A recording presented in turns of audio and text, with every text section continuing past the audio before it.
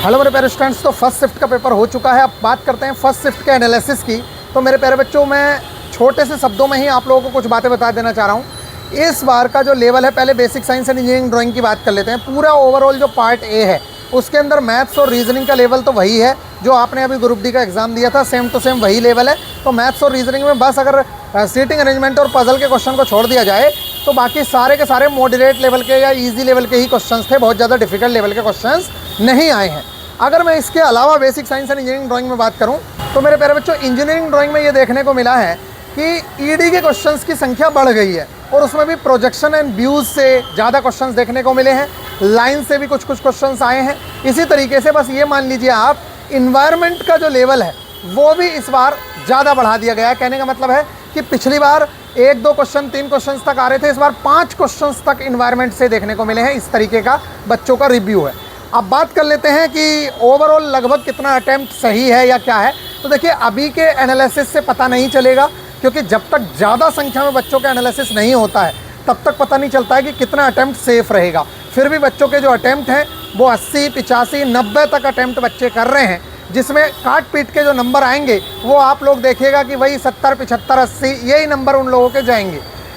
हर दूसरे बच्चे का सिलेक्शन साइको के लिए होना है, तो ये आप लोगों को मालूम ही है। लेकिन अगर आपका एग्ज़ाम अभी ग्रुप डी का है तो मेरी सलाह ये रहेगी कि अभी साइको की बजाय आप अपने ग्रुप डी के एग्ज़ाम पे लगिएगा, क्योंकि वो एग्ज़ाम आपके सामने पड़ा हुआ है। इसका रिजल्ट आने में 15-20 दिन, 1 महीना जब लगेगा तब तक आप लोगों का हो चुका होगा। और फिर साइको के लिए भी आप लोगों को कुछ समय तो मिलेगा ही। और साइको बहुत बड़ी चीज़ नहीं है, बड़ी ही आसानी से वो कवर हो जाता है।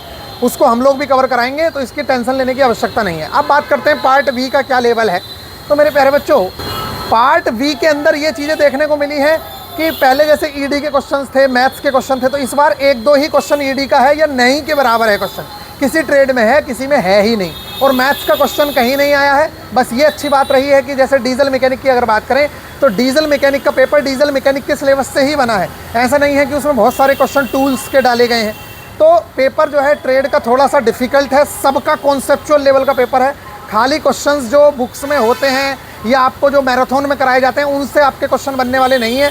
अगर आपका कॉन्सेप्ट मजबूत है तो हर क्वेश्चन को बना सकते हो। अगर आपका कॉन्सेप्ट मजबूत नहीं है तो आपको बहुत ही ज़्यादा डिफिकल्टीज फेस करनी पड़ेंगी। इसीलिए मैं बार बार आप लोगों को कॉन्सेप्ट पढ़ने के लिए बोलता हूँ कि मैराथन प्रैक्टिस बाद की बात है, पहले कॉन्सेप्ट क्लियर कर लो। फिर मेरे प्यारे बच्चों, बात करते हैं जैसे कि ओवरऑल अटेम्प्ट क्या चल रहा है। तो 50 से 60 के आसपास लोग अटेम्प्ट दे रहे हैं ट्रेड में। लेकिन अगर क्वेश्चंस ज़्यादा गलत हुए ना तो ये सीधा फेल की तरफ भी जा सकते हैं, ये बात समझ लीजिए।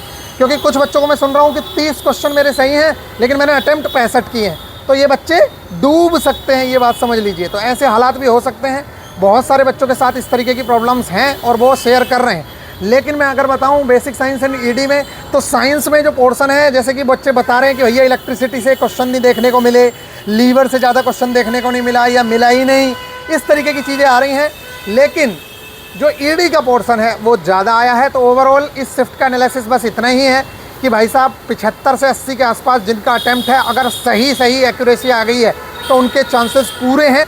और इसके अलावा मेरे प्यारे बच्चों, बाकी पूरा एनालिसिस जब आएगा तभी पता चलेगा। ये अभी के एनालिसिस के आधार पर है।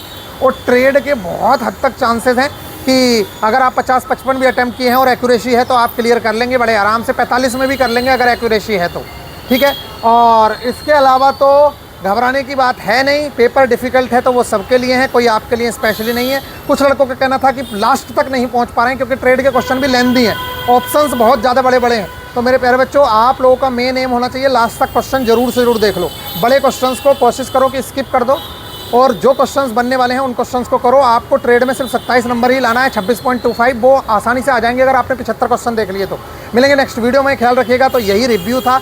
बाकी अगर आप साइको की तैयारी करना चाहते हैं तो हम लोग बहुत बेहतरीन तरीके से तैयारी कराएंगे। और अगर आप अनलिमिटेड एजुकेशन से टेस्ट सीरीज़ लेना चाहते हैं तो उसमें भी VIP 300, VIP 400 ये कोड है, आप इनको यूज़ करते हैं तो आपको बहुत ज़्यादा बेनिफिट देखने को मिलेगा। और आप अपने टेस्ट सीरीज़ में जो डिस्काउंट मिलना है वो डिस्काउंट ले सकते हैं। मिलेंगे नेक्स्ट वीडियो में, ख्याल रखिएगा। टेक